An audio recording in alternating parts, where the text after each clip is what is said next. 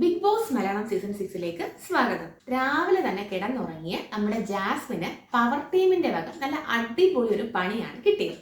ശ്രീകൃഷ്ണപുരത്തെ നക്ഷത്രത്തിളക്കം എന്ന സിനിമയിലെ അതിലെ ബിന്ദുജ പണിക്കരുടെ ക്യാരക്ടർ ആയിട്ട് ചെയ്യാനായിരുന്നു അവരെ ആവശ്യപ്പെട്ടത്. അത് ഉച്ചയ്ക്ക് ശേഷം ചെയ്യാമെന്നൊക്കെ പറഞ്ഞ് ജാസ്മിൻ ചെറുതായിട്ട് ഒഴിഞ്ഞൊക്കെ മാറുന്നുണ്ട്.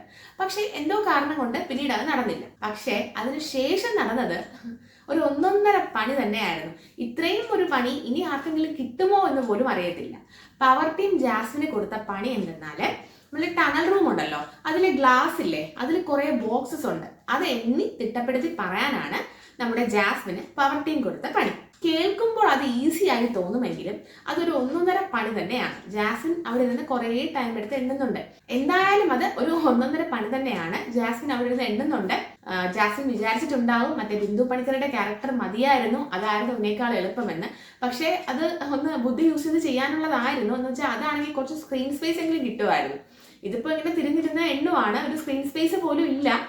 ഇനി ഇതുപോലെയുള്ള പണികൾ ആർക്കും കിട്ടാതിരിക്കട്ടെ ബിഗ് ബോസ് ഹൗസിൽ. അടുത്തായിട്ട് എനിക്ക് പറയാനുള്ളത് ടാസ്കിനെ പറ്റിയിട്ടാണ്. ടാസ്കുകളെല്ലാം അവസാനിച്ചു. നമ്മുടെ പവർ ടീം ജയിച്ചിട്ടുണ്ട്. ലാസ്റ്റ് റൗണ്ട് നമ്മുടെ സായിയും നമ്മുടെ മുടിയനും കൂടെ ആയിരുന്നു. രണ്ടുപേരും വളരെ നന്നായിട്ട് കളിച്ചിട്ടുണ്ട്, ഒന്നും പറയാനില്ല. അതിൽ ജയിച്ചത് നമ്മുടെ മുടിയനാണ്. മുടിയന്റെ ലെഗ് മൂവ്മെന്റ് ഒക്കെ നല്ല അടിപൊളിയായിരുന്നു. അങ്ങനെ പവർ ടീം വീണ്ടും അധികാരത്തിൽ വന്നിട്ടുണ്ട്. ഇവിടെ ജയിച്ചു നിൽക്കുന്നത് സിബിൻ തന്നെയാണ്. ഇതിന്റെ ആശയം പോലും സിബിന്റേതാണ്. ഇവരെ കഴിഞ്ഞ ടാസ്കിൽ വിജയിപ്പിച്ചുകൊണ്ട് ഇതിലോട്ട് കൊണ്ടുവന്നത് പോലും നമ്മുടെ സിബിൻ തന്നെയാണ്. ഈ ടാസ്കിൽ മുടിയൻ ജയിച്ചതോടെ നമ്മുടെ ഒരാഴ്ചത്തേക്ക് കൂടി സിബിന്റെ ടീം തന്നെ പവർ ടീം അധികാരം ഏറ്റെടുത്തു.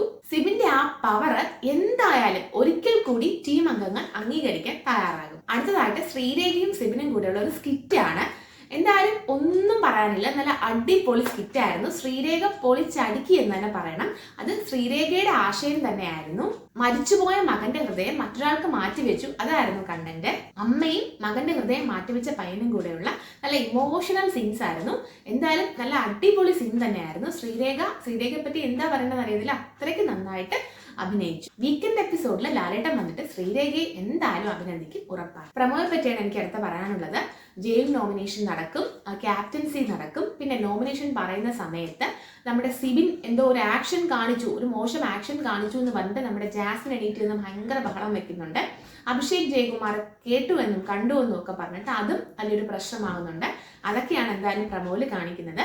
നമുക്ക് എന്തായാലും കണ്ടു തന്നെ അറിയാം, നല്ല വമ്പൻ അടി തന്നെയാണ് കാണിക്കുന്നത്. ഇനിയും അപ്ഡേറ്റ്സുകളുമായി ഞാൻ നിങ്ങളുടെ കൂടെ തന്നെ ഉണ്ടാകും. എൻ്റെ ചാനൽ സബ്സ്ക്രൈബ് ചെയ്യാതെയാണ് നിങ്ങൾ എൻ്റെ വീഡിയോസ് കാണുന്നതെങ്കിൽ എൻ്റെ ചാനൽ സബ്സ്ക്രൈബ് ചെയ്യുക, ലൈക്ക് ചെയ്യുക, നിങ്ങളുടെ അഭിപ്രായങ്ങൾ കമൻറ്റുകളായി തന്നെ അറിയിക്കുക.